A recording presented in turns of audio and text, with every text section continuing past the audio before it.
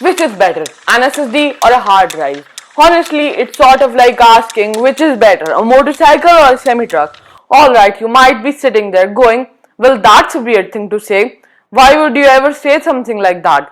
And the answer is because they are really not that comparable. They are just different. Let's start with performance. When it comes to raw speed, SSDs are faster. I see many folks comparing the sequential speed of an SSD with the sequential speed of an hard drive and say, oh well, they're kind of similar. But the reality of it is, unless you want to copy large files back and forth all day, this specification is pretty much meaningless. I'm serious, it has nothing to do with the way that you will perceive the performance in real world.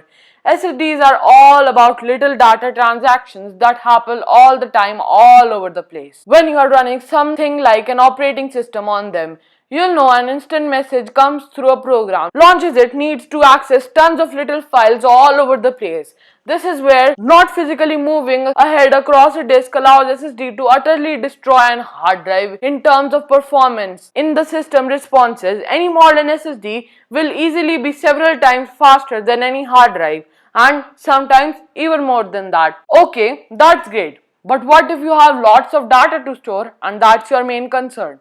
It's not like playing back a video or music files or looking at your archive pictures requires blazing fast performance. So this is where hard drives excel at. At the time of filming, $160, which is roughly 16,000 rupees, can buy you either a 256GB SSD or a 4TB. Yes, a 16 times larger hard drive. For that kind of performance difference in per gig, you could literally build two hard drive backup based storage boxes and have one of them set up as an off-site backup with money that you saved by not using an SSD based backup solution. So yes folks, for mass storage of data, we are long away from hard drives being replaced by SSDs. Okay, but what about reliability? Now this one is a little bit complicated.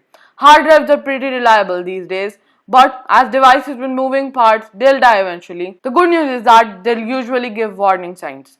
Like your hard drive is making clicking noises right now, for example, first make sure that it's not turned into a dolphin. Then if it's not, then replace it. The bad news is that any kind of use will wear them out. For SSDs, reading from them won't really cause any wear, especially if you keep them running at a cool temperature.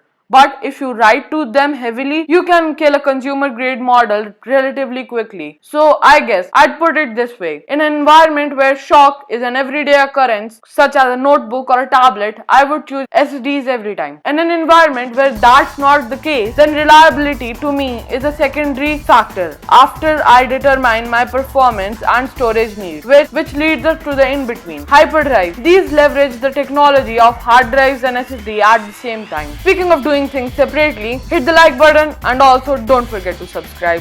But that's a topic I will cover separately.